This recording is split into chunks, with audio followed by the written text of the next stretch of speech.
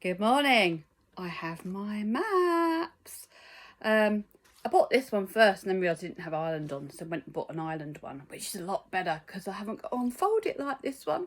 But do you know what? I've also got my maps on my phone, and I'm going to make sure I have it on through my helmet so I hear it.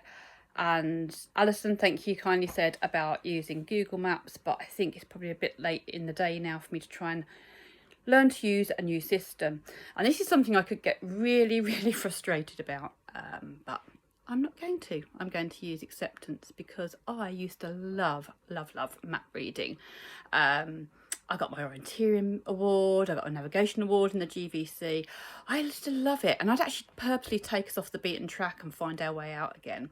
But since my FND, which is Functional Neurological Disorder, looking at a map is like looking at the biggest, hardest mathematical equation ever.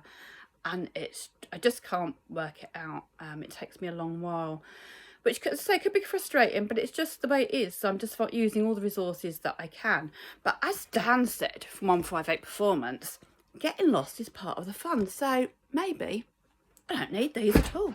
We'll just go see where we end up. Oh my God, definitely Timbuktu.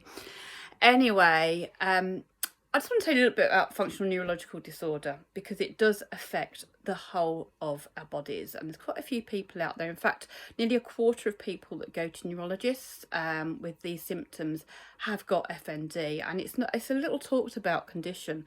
Now, the symptoms are very, very similar to multiple sclerosis, and it affects the whole of our bodies. But the difference is there's no damage to the myelin sheath, so there's no actual damage to the nervous system. It's a misfire, it's a miswiring, so the messages don't go properly or correctly from the brain to the body and the body to the brain.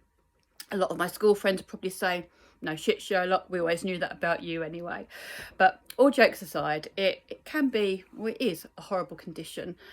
I've managed over the last 3 years to really manage it well with using mindfulness or just being very aware of every single movement. And sometimes that's even with walking, of like focusing on putting one foot in front of the other. Just like I'm moving my right foot, I'm moving my left foot, I'm moving my right foot. Look at me multitasking. I couldn't have done that 3 years ago, be talking to you and moving my feet at the same time. It's taken a lot of practice. Not drinking alcohol has been a huge thing to do because alcohol destroys the neurons and our neural messaging between our brain and our body. So that's a big no-no. And obviously my lovely wingman Andy gave me a lot of confidence. He believed in me, I believed in myself, and that really helped me too. So yeah, I just wanted to spread the word a bit about FND. I mean, I also have arthritis and fibromyalgia as well. So this tour is quite tricky for me. It's not as easy as some just getting on your bike and riding. I'm going to have lots of obstacles, from dressing to sometimes I can't even talk properly. So dressing, walking, some days I may not be able to ride. That's why I've really got to pace myself. I've got to be strict. I've got to stick to my 100 miles a day unless I am riding around looking for a campsite or something. So I've bought a tent. I've decided that I can't Airbnb for 29 days. Can't afford it for a start. Every penny of what I raise goes to Maggie's through Just Giving, so I'm funding this myself. So any money that you give goes directly to the charity.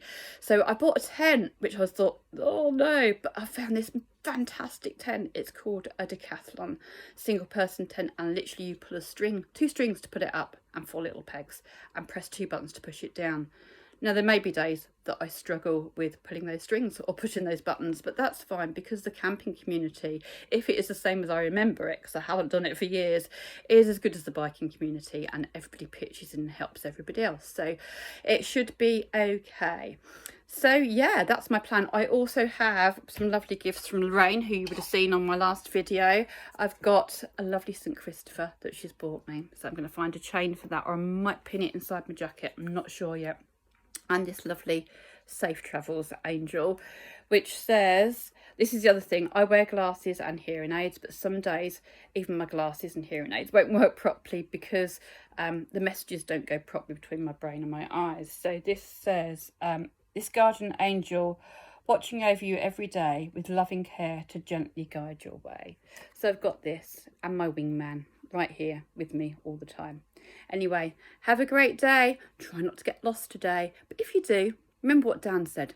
All part of the fun.